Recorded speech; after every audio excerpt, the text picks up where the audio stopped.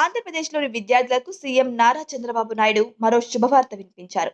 ఇప్పటికే విద్యార్థుల కోసం తల్లికి వందనం పథకం, సన్నబియ్యంతో మధ్యాహ్న భోజనం, సర్వేపల్లి రాధాకృష్ణన్ కిట్లు, స్కాలర్‌షిప్ వంటివి అమలు చేస్తున్నట్టు ఏపీ ప్రభుత్వం చెప్పుకొస్తుంది.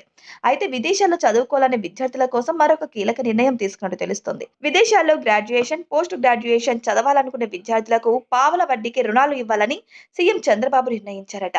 సోమవారం సచివాలయంలో SC, ST, BC, EBC, minority, దివ్యాంగ సంక్షేమంపై మంత్రులు, ఉన్నతాధికారులతో ముఖ్యమంత్రి నారా చంద్రబాబు నాయుడు సమీక్ష నిర్వహించారు.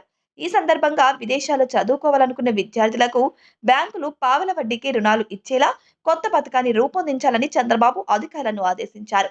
ఎంతమంది విద్యార్థులైనా ఇలాంటి పరిమితి లేకుండా చదువుకునే వీలుండేలా ఈ పథకాన్ని రూపొందించాలని స్పష్టం చేశారట.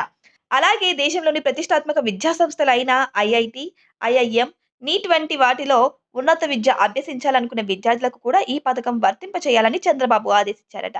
మరోవైపు ఇలాంటి విద్యార్థులకు 4% వడ్డీకి బ్యాంకు రుణాలు అందిస్తారు. దానికి ప్రభుత్వం గ్యారంటీ ఇస్తుందని చంద్రబాబు చెప్పారు. 14 ఏళ్లలో రుణాలు చెల్లించుకునే వెసులుబాటు కూడా ఇస్తామని సీఎం చంద్రబాబు వెల్లడించారు. అయితే అలాగే రాష్ట్రంలోని బీసీ విద్యార్థుల కోసం 2 చోట్ల ఐఐటి, నీట్ కోచింగ్ కేంద్రాలు ఏర్పాటు చేయాలని సీఎం చంద్రబాబు అధికారులను ఆదేశించారట. మరోవైపు రాష్ట్రంలో ఉన్న హాస్టళ్లపైన చంద్రబాబు చర్చించారు. అన్ని హాస్టళ్లను రెసిడెన్షియల్ స్కూల్స్ గా మార్చే విషయంపై అధ్యయనం చేయాలని అధికారులను ఆదేశించినట్టు తెలుస్తోంది.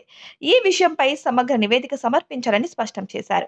ప్రతి పేద విద్యార్థికి నాణ్యమైన విద్య అందించడమే తమ ప్రభుత్వం ప్రధాన లక్ష్యమని చంద్రబాబు ఇందుకోసం అధికారులు కృషి చేయాలని చెప్పుకొచ్చారు. హాస్టళ్లను రెసిడెన్షియల్ స్కూల్ గా అప్గ్రేడ్ చేయడం వలన విద్యార్థులకు నాణ్యమైన విద్య అందుతుందని అభిప్రాయపడ్డారు. ఎస్సీ, ఎస్టీ, బీసీ హాస్టల్లో సౌకర్యాలు కల్పించాలని, మౌలిక వసతులు మెరుగుపరచాలన్నారు.